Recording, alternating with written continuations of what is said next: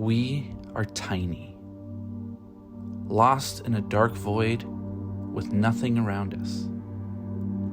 But we were given a sign. That is what this lesson is about. Covenant sign. Lesson titles are interesting because they give a broad answer, but also very vague. This is why you should absolutely pull out your lessons and check the link in this video, and we will provide it for you. So please pause right now, get it open, because we're going to talk about something that is crazy, and you have to understand what covenant sign really means and why this day and this lesson is the most important lesson of the quarter. Wherefore the children of Israel shall keep the Sabbath, to observe the Sabbath throughout their generations, for a perpetual covenant. Now, if you're looking at this first page, right away the memory verse is talking about the Sabbath. With that distinction, I want you, as we go throughout this lesson each day, think about one question. How does the Sabbath act as a sign? I want you to understand what this means because the title says it's a sign. Sabbath hints at this. Just look at the repeated times it talks about the Sabbath and what it is doing. Let's go to Sunday though and pass through all of that because it's just talking about a reminder. It's reminding us that Sabbath didn't just happen with the 10 Commandments being presented to Moses and how it existed before. But all the way at the bottom, if someone were to ask you, how has keeping the Sabbath benefited your relationship with the Lord? How would you respond? That is very important. And I want those two questions that I've asked to be in the forefront. Think about this because this question is by far the most relevant to all of us. I want you to think of that and what it's doing for you. And hopefully at the end of the video, I will bring the two questions up again and you will have two perspectives. Read Sunday for yourself if you want the proof of how Sabbath existed before, but let's move on to Tuesday because Monday also talks about origins and how Sabbath existed before Sinai and the 10 Commandments. But I want to answer the main question, how is this a sign? Tuesday talks about the sign. It brings up valid progress in that question. Look at this one thing it says immediately. 4 times in Scripture, the Sabbath is designated as a sign. I encourage you to pause the video if you want to look into this, but read this paragraph at least. It's talking about this being a distinctive message, a sign. Now it gets interesting. Look at this vital piece.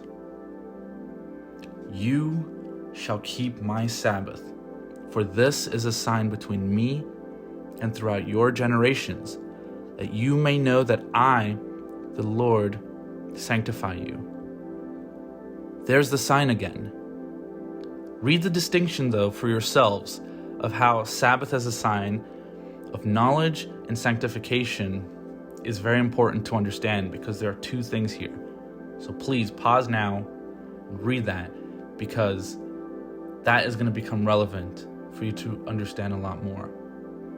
But here's another quote with more information all the way at the bottom of Wednesday. The Sabbath given to the world as a sign of God, as the Creator, is also the sign of Him as the Sanctifier. This is in Ellen White Testimonies for the Church.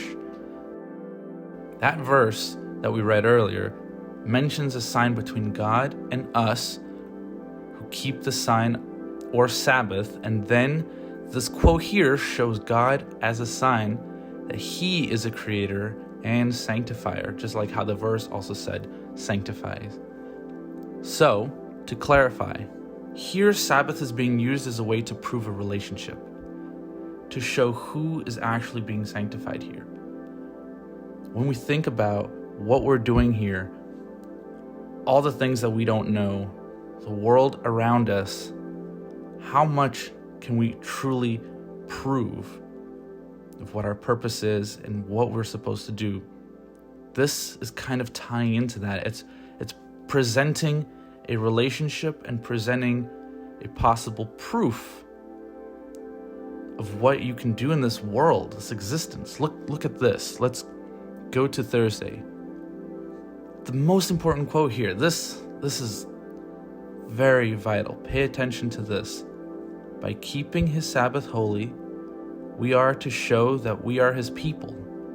His word declares the Sabbath to be a sign by which to distinguish the commandment-keeping people.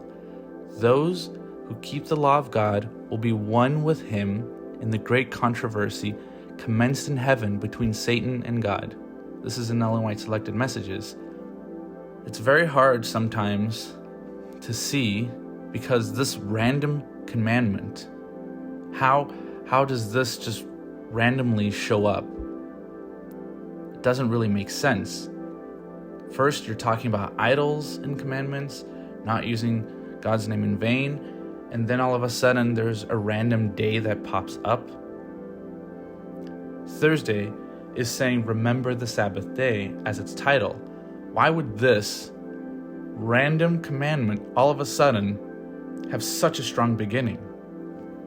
Look at that quote. Distinguishing commandment-keeping people.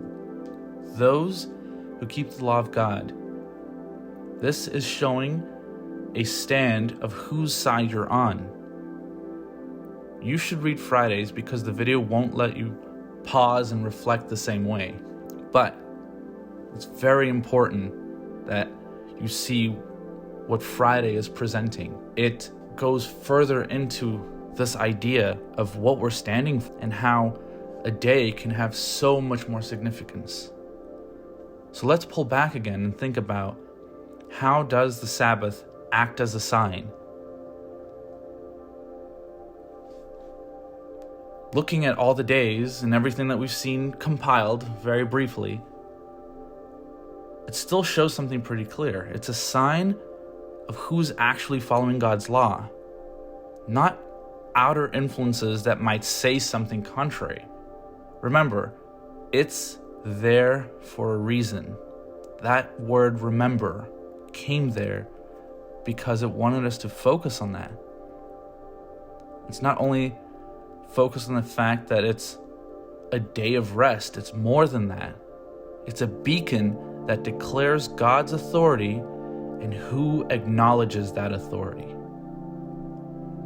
But also let's remember that question, that personal question for you. How has keeping the Sabbath benefited your relationship with the Lord?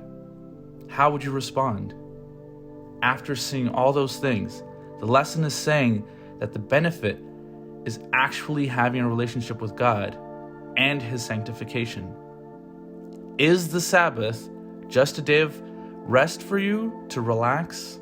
Or is it something more that others can actually see?